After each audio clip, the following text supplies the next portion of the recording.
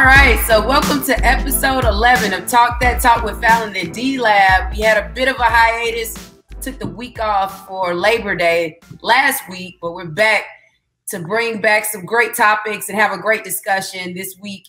Really just leading this show with just politics and then moving on to sports. So the title of this one is just Trump and Mad Sports. You know, the New Yorkers like the term mad, like it's a lot of sports we have to talk about, which is something we haven't had recently. So I thought we were just mad at Trump. That's why I thought it was Trump and mad, because we was mad at him. Oh, okay. Well, we're going to talk about what he's been doing too. It's been an interesting week, but it's all this stuff that we're hearing in the news, and let's just kick it off. So this past week, Wednesday, Donald Trump was actually exposed for some interviews he did with Bob Woodward, who is a renowned journalist. He's known to write books about past presidents, actually famously known for revealing some of the key facts in the Watergate investigation that eventually forced President Nixon to resign. So he's one that many administrations have not really trusted in the past with giving interviews, but he's a great journalist that's well respected, has worked many years with the Washington Post, and he continues to write these books, giving his perspectives of administrations, whether good or bad. He tells it like it is. And Donald Trump decides to do 18 different interviews for Bob Woodward's most current book was released this past week. The name of that book is called Rage. And Donald Trump didn't like the fact with the first book called Fear that he was not interviewed. Bob Woodward said that he tried to contact Trump's administration and they would not give him the message that he wanted to do an interview ever. So Trump was like, if he had known, he would have definitely done an interview to give his perspective so he could tell the truth and really be viewed in a good light. So it's been all this controversy. Did you just say Trump said he would tell the truth? I just want to make sure I heard that correctly. That's what he said. Okay. He wanted to be truthful and honest. He would tell the truth. Okay. And be candid. So just moving right along with this story, which it gets worse. Apparently, one of these interviews took place in February with Bob Woodward, where Trump admitted that he knew the severity or the seriousness of the coronavirus. He knew it was deadly, but he wanted to not make a huge outcry about it because he did not want to cause panic in the country. So everyone was already in a panic. There was no panic that could be caused. Yeah. Well, February, if you remember, that was when we were just really hearing about the coronavirus. And then roll around, we get to March and it's pretty much everywhere. We start to see the outbreaks. We start to see the people being affected, hospitalized, and basically dying because he knew it was very deadly, but did not want to be truthful with the American public or the American people, his constituents. So, you know, that was crazy. I'm just like, I don't see how a president can lead a country and say he's leading a democracy and not be honest with his own people. How can you be president and not be honest? I mean, I somewhat understand the fact that you don't want to cause fear, like in certain situations, but with a global pandemic, I don't know if it would necessarily be fear if you're just giving the information that you have that the general public can't have, so that we're a little bit more prepared for what's coming ahead of us. I think if we were a little bit more prepared for what's coming ahead of us, and if we had a game plan going into it, then maybe 190,000 people would not have died at this point. We're getting close to 200K. I think we'll be over 200K deaths they anticipate by the end of this year. So that is crazy. It's moving, but I agree with that. It just shows how Trump is and, you know, kind of how he handles his business. And then the fact that he got up over and over and over again and said that it wasn't deadly and that it wasn't going to be a big deal and it was a hoax. Yeah. Now it shows you kind of what his true character is, because I'm sure he was not being advised to do that. Even if they were saying don't spread panic, they weren't advising him to say it was a hoax and it was made up. That doesn't make any sense. Well, his cabinet or his people really did not want him to talk to Bob Woodward. So it could be very accurate that those messages were never passed along. But he took it amongst himself, just like he always does. And his people always have issues with it because they're walking on eggshells. You just never know what he's going to say. And with these interviews, I guess he was getting some things off his chest. It's so interesting that President Trump, he likes to be popular. He wants to be well liked. So the things he's telling the American people or the public, his constituents love to hear it. And then there's others who don't. It's not the truth. That's the weird thing. Even if it's a bold-faced lie. Even if it's not the truth, but you got to remember, this is not reality TV. You cannot give Americans just what they want to hear and see. We want a president that's going to be truthful and tell us like it is. So we are well prepared. Like you look at past interviews when President Obama was in office and he was looking forward into the future. I mean, he had a whole pandemic committee or a plan because he knew that it was a possibility in the near future that we could be hit with a pandemic that could take a lot of lives. And he was preparing for that. And I think this just brings or circles back around how important it is for us to listen to the doctors and the scientists. We do not need to be listening to the politicians because the doctors and scientists, it's not what their job is. But you hope the doctors and the scientists, as they continue to research, investigate, try to come up with some type of vaccination for this, which is going to be a whole nother issue when that becomes available. But listen to the doctors and scientists because they're going to tell you what it is and tell it like it is. And that's what we need to hear right now, especially during a time of a pandemic. That's so important. So I was shocked, because it's something that's coming out every week and dealing with this upcoming election or just with President Trump's camp. And he's really being exposed, but this is still a very tight race and election. And he still has constituents where he could win again. So, it's a popularity contest what people think with the presidential election, but usually it came down to the electoral college and electoral votes for Donald Trump. That's how he beat Hillary Clinton. She won the popular vote. He got the electoral votes. Yeah. So that's why people have to pay attention. It's so critical. Do you fully understand that? Because I know this sounds ignorant, but I don't fully understand the difference between the popular vote and electoral votes. And that's how Donald Trump won. Because apparently, from my understanding, again, and this is very ignorant, I guess, Hillary Clinton had more votes. So to the layperson, the person who had more votes should win. But that's not how it works. I don't want to put you on the spot, but do you understand it? Because I don't fully understand. Well, it could just, because it's not done. With electoral votes, people sometimes think the larger the state, the more electoral votes they may have. That doesn't work like that all the time. You could have some of your smaller states that have a lot of electoral votes. Apparently Ohio has more than everyone. Yes, right? And that was really controversial in 2016. That's going to be controversial again for this election because the president in 2016, he won Ohio.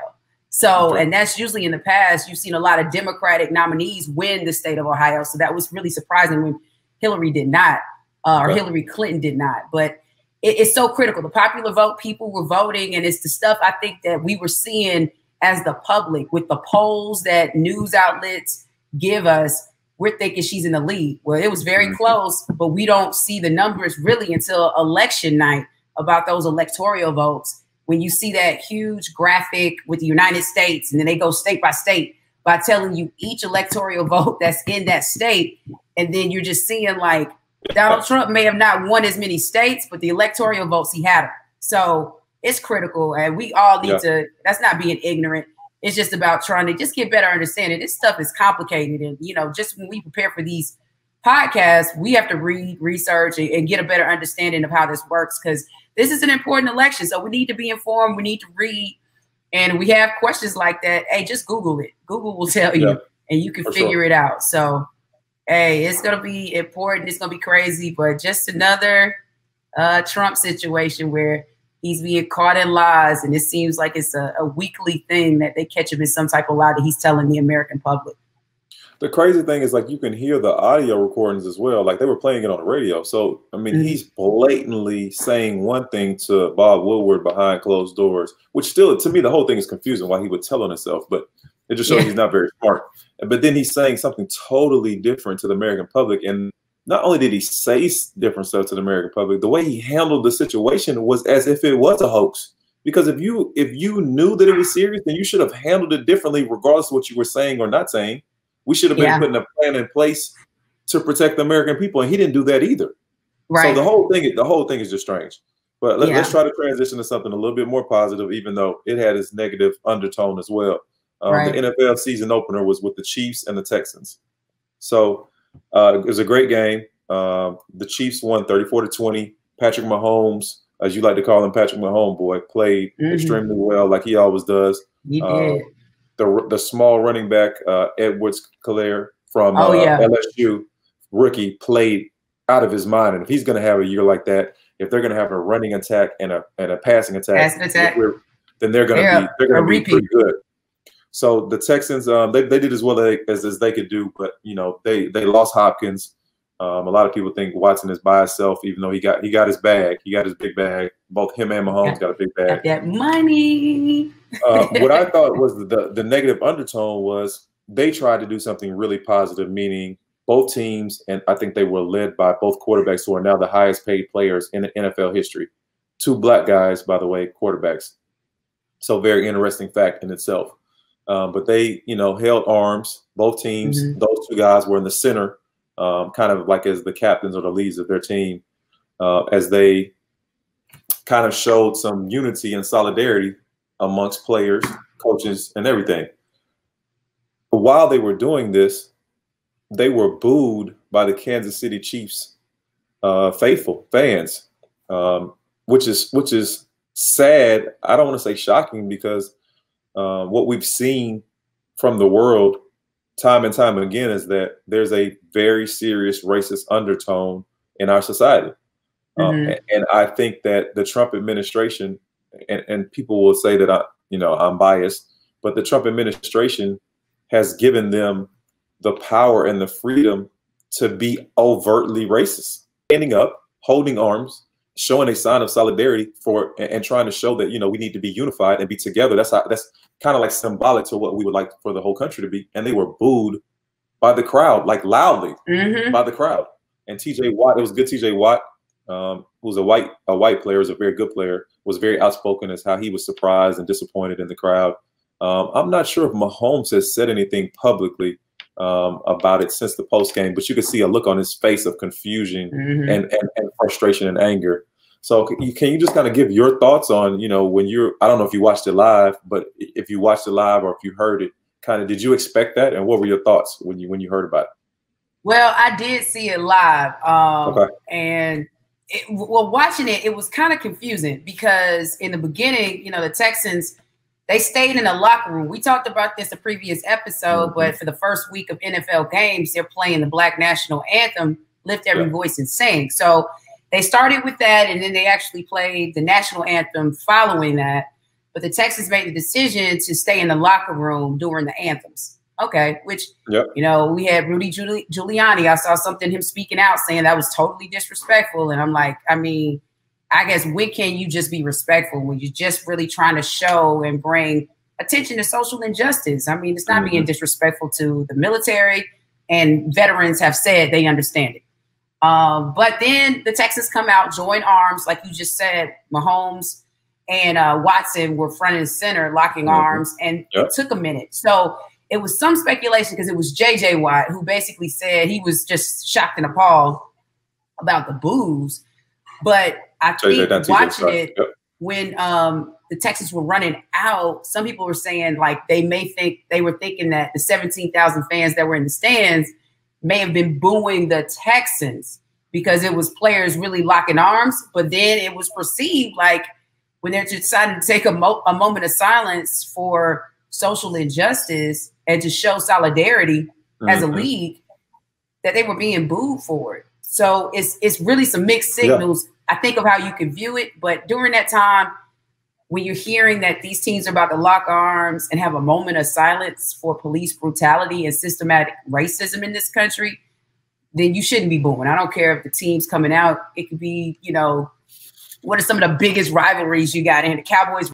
Philadelphia, we know that's one of the hardest or toughest venues to play.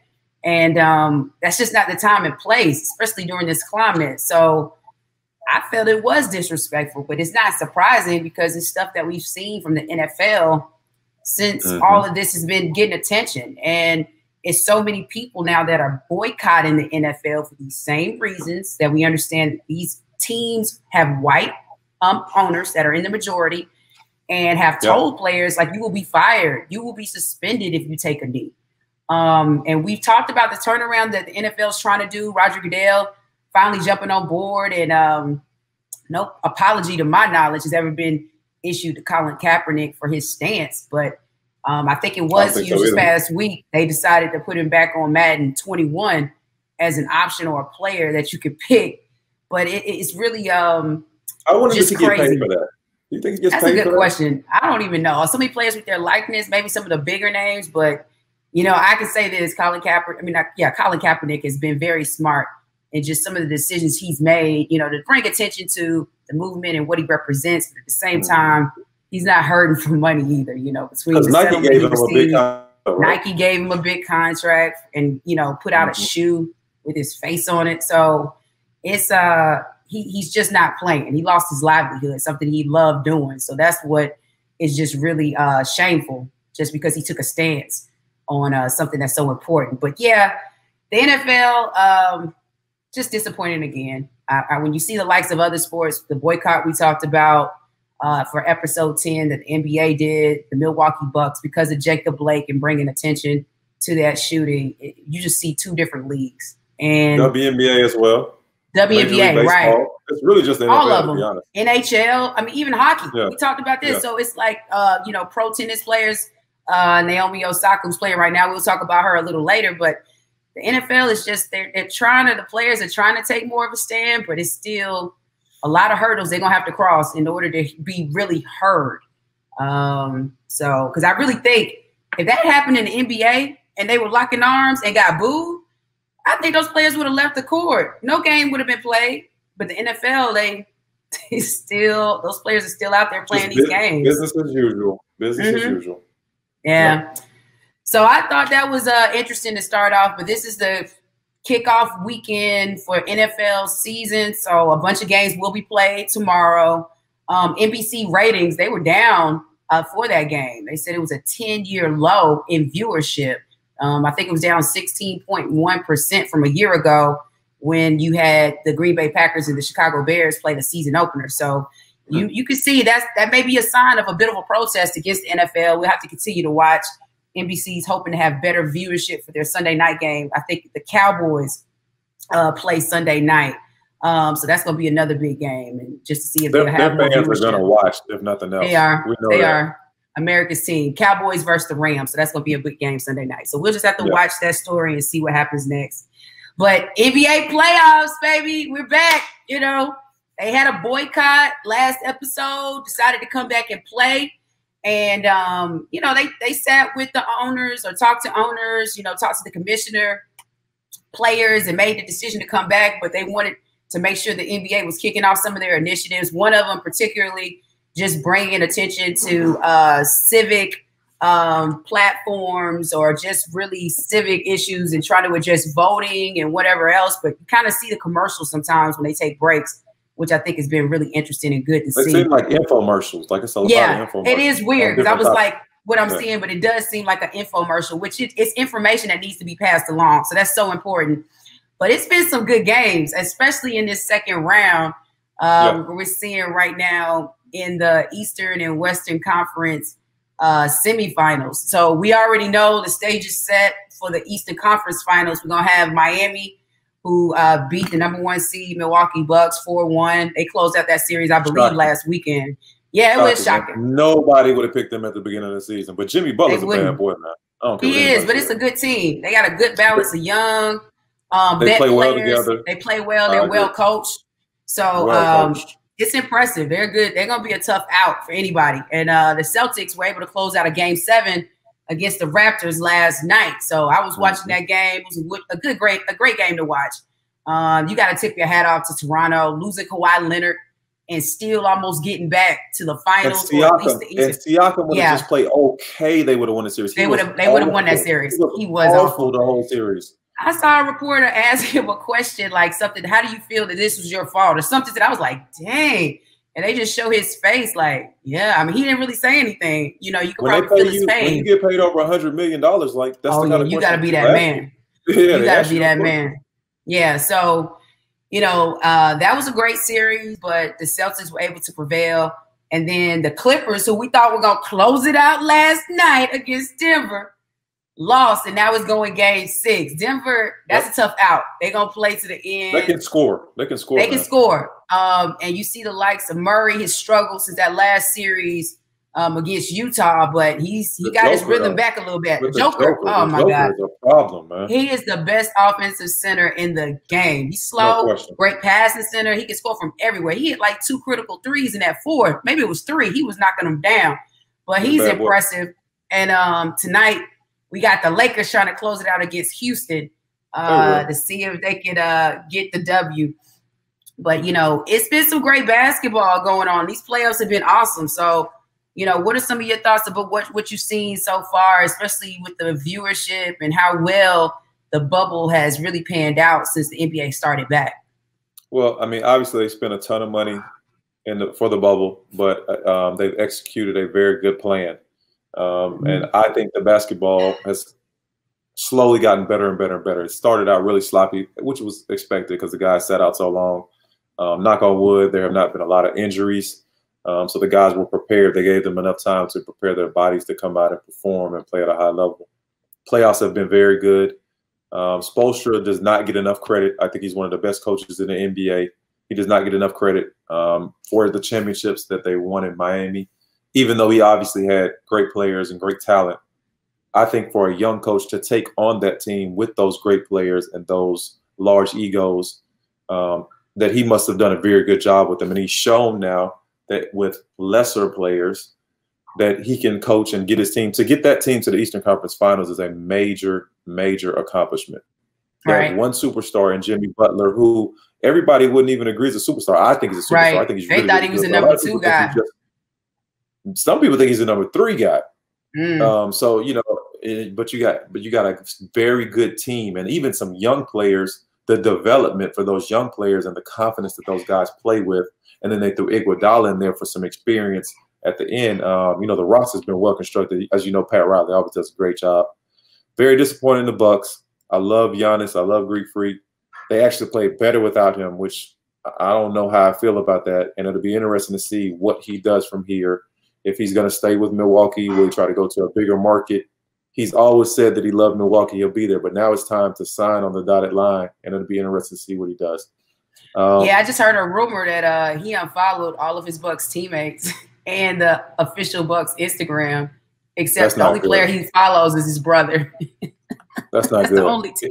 If that's true, that's not a good sign, because I don't know why you would be, you know, deliberate enough to do that unless you plan on doing something different. So that'll be a story that we'll have. Yeah, I heard a destination for him could be Miami. I was like, I've heard LA as well as a destination for him. I've heard if he leaves, you want to go to a bigger market. So it'd be interesting to see, you know, what he does. Western Finals have been the Western Conference, not the Finals. Western Conference has been good. I'm just not a Houston Rockets fan. Actually surprised they even won a game. I'm sure they're going to get closed out tonight. And Daniel, we'll get into Daniel House later, but their situation, just the way they play, I think it'd be good for them to lose and lose badly, because we need to get that brand of basketball. And I don't mean small ball. I like small ball, but just to shoot a bunch of bad threes, even though they're trying to play better defensively, and then get rid of the center all the way. You know, basketball, that's not how basketball is played. The centers have actually shown that centers are necessary players. Bam Adebayo is a great center for Miami, like a terrific center. And you can still be a guy who does stuff around the basket and be a center now. You know, Zubac for the Clippers is a true center. Like nothing but a center. Jokic does shoot wide open pick and pop threes, but he does a lot of work around the basket too. So, you know, it's showing that, like everything else, everything goes in cycles. So we need bigs in the game as well. And for them just to get rid of Clint Capella and give him to the Hawks and try to go small, I'm glad this experiment's not working, because then more people would do it and the game would be all messed up. But really looking forward to the games tonight, and the finals on both sides I think are going to be great. They're going to be great. I say, you know, it's going to be a Lakers Celtics, I think. That'd be nice for my Kobe year. Lakers. The Clippers are gonna come out the West. Everybody knows that. So it's just whoever is gonna come out. They better pick it up. They better pick it up and close it out.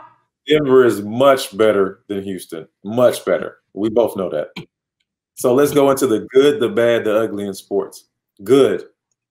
Naomi Osaka has been, first of all, happy to see her. To me, she's one of the sweetest souls and most genuine people in sports, period. And I don't know if it's an act.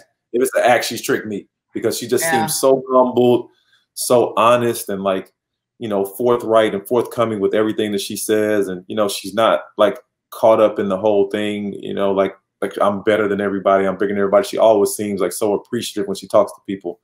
But she's done a great job talking about social justice, wearing a different name on her face mask every single match, bringing awareness, which I think is huge and important. And then she also, you know, kind of has said some things in her interviews, which is great as well. You know, so she's been a great representative of Black women and Americans, even though I guess she's technically considered Japanese. She plays with the Japanese Japan. Yeah. But I think she has opened her arms to American culture and kind of. She has. Yeah, so, you know, I kind of consider one of us. I don't know if that's right or wrong or indifferent, but that's how I feel. They're playing right now. Hopefully she'll come out and win that match. She's like you said, just from some of the notes, she's had a great platform on a major stage to be an advocate for social justice. When all sports shut down due to the NBA boycott, Osaka also made the decision to boycott her semifinal match in the Western and Southern Open for the shooting of Jacob Blake. I think she was the only tennis player that I know that at that current point decided not to play. So, I mean, you know, later in that tournament, they decided to postpone all matches, and she reversed her decision. She believes her stance brings more attention to systematic racism and police brutality. Give us your thoughts on Naomi Osaka. Oh, no, I think that's awesome. You know, it just tells, like, for that tournament, she's one of your top draws. So if she decides that I'm just going to withdraw from this tournament and not continue to play, and then they are like, no, we just going to postpone it and we'll reset it on Friday. So they just shut down the tournament for a few days. That was right around the time the same day, the NBA boycott happened. And we saw either players or different sports boycott and not play because they just were sick of it. And they didn't think it was any time to be playing a sport right now, which I get it. Maybe you just need a mental break because this has all been a lot for all of us to take. But she's been one of the rare ones, especially using her platform. And she understands that, you know, she's like, people are confused even with her race, her nationality. She has to deal with it having a Haitian father and a Japanese mother. She understands she's biracial, but at the same time, she's like, she just happens to be good at tennis. So she's trying to relate to people who are just normal individuals who get caught up in these situations. And she knows and understands that could be her if she wasn't a great tennis player. So I think with her being so young, just 23, like you said, I mean, I think she's always been viewed as having a genuine heart, but she's just really quiet, really shy. And she's starting to open up. She just started dating YBN Corday. He's a rapper that's really a solid rapper. And he's young too. So I think that started, Young Love has opened her up a bit, but she continues to wear the mask representing fallen people who've died to police brutality or just to gun violence. And today she had the Tamir Rice mask on when she walked out for the U.S. Open Championship. I thought that was dope. So she's continuing to bring attention to it. So we got to applaud her. She is definitely some good right now for 2020 in this country and in sports. So no question. Unfortunately, she's not playing well right now. Lost the first set 6-1, and she's down 2-1 in the second set. So hopefully she can pull it out. Victoria Azarenka is no joke either. I think they had 3 mothers in the quarterfinals, which I think was the first time that had ever happened before. Yeah, and that's cool. You know, Azarenka, she's beaten Serena before in the past, but never beat her in a major, and beat her in the semis the other day, which people have been pulling for Serena Williams to try and get her 24th major. But unfortunately, she couldn't get it done. But we got Naomi Osaka in the championship. It has to get tougher and tougher for her too. Yeah, it is. But I understand, you know, Naomi Osaka and Serena Williams are similar players. You know, they both are dominant with their serves. So Azarenka was able to handle Serena, and right now she's handling Osaka. But we'll continue to watch, see what happens with that championship today. But let's just continue with the bad right now that was in sports. And we're going to go back to Daniel House Jr. You were waiting to talk about him, and he definitely had some bad in the bubble. We saw how the series started. Game 1, the Rockets beat the Lakers. Game 2, the Lakers tie it up. But in both of those games, House was pretty critical. You know, he's able to knock down the three-point shot, and he's 6'7". He can defend and is a very solid two-way player. Basically, coaches have said he's one of the best two-way players that we have in the league right now. And he decided to holler at a COVID-19 testing official and invite her to his room. And that's the rumors with the reports. NBA officials found out about it. And even though she was someone who was able to be on the campus because she was conducting or handling and assisting with the testing for the players, coaches, or anybody participating in the NBA and on the resort, that's something that she was not allowed to do. And then the story just progresses. We find out that he's married with three young kids.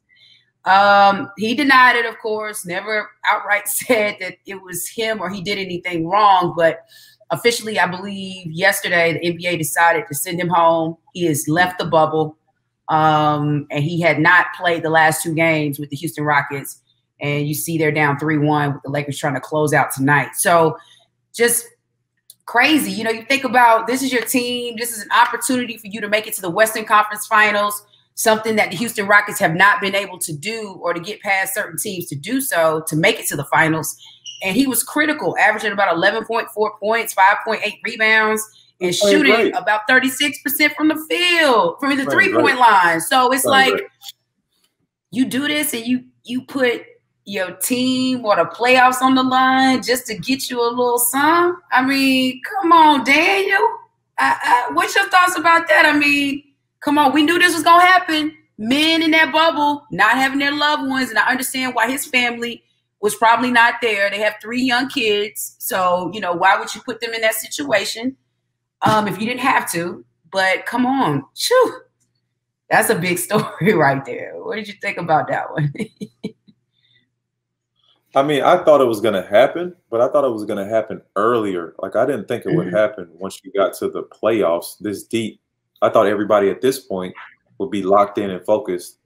And whatever, you know, ideas or, you know, confusion they had or, you know, missing people, that time would have passed. It's like, you know, when you're a college freshman and you go to school, you're homesick when you first get there. Yeah. But eventually you get over it and you get, you know, you adapt to whatever situation you're in and you become more comfortable as time goes on. And then to find out that he has 3 beautiful kids, he's married. It sounds like he's been married for a while. I mean, he was playing great basketball, so he was probably going to get a large contract at the end of this. And, you know, if he's playing, you know, I don't think they win the series anyway, but maybe they win another game, like, and then maybe somebody gets hurt, like anything can happen. Just don't put your, you know, your team and your brothers in a situation like that in such a serious moment. I mean, people are going to use that in contract negotiations, you know. Yeah, they're going to remember that. Can we trust him? You know, should we give him this amount of money? This is what he did in this situation. He's the only person that we know, that got kicked out of the bubble. Right. We see what happened to the NFL player with the Seahawks. They just cut him. They were like, yeah, dog, you're not going to touch the field. It doesn't make any sense. Like, who wants to even be attached to that? Like, it's just a big story. Like, it doesn't even make any sense. And what was the girl thinking? Like, what are you doing? Right. You know, I'm sure she had to sign some kind of documents that said that she won't do, you know, like, they didn't just allow them in and not give them instructions and rules. So, like, what is she doing? Right. Right. It's a bad, that fits the bad. It could have been the ugly, but it could have been the ugly. Yeah. I mean, he messed up his family with that one. Go ahead, though. No question. The ugly is Joshua J. Bellamy, former receiver for the New York Jets, charged in PPP probe for the Department of Justice. Listen to what this clown did. He allegedly obtained $1.2 million. First of all, how are people getting these loans that are so big? Like, we gonna talk about it. Does a small business need $1.2 million? Like, I'm confused by that in itself. In Small Business Administration Paycheck Protection Program loan, the program allows for forgivable, guaranteed loans to small businesses so owners can pay employees during pandemic. Yeah, must have a big business. Loan is issued by the Small Business Administration under the Coronavirus Aid, Relief, and Economic Security Act. Bellamy allegedly used the loan to buy more than $100,000 on luxury goods from Dior, Gucci, and various jewelers $62,000 of the loan money was spent at the Hard Rock Hotel and Casino.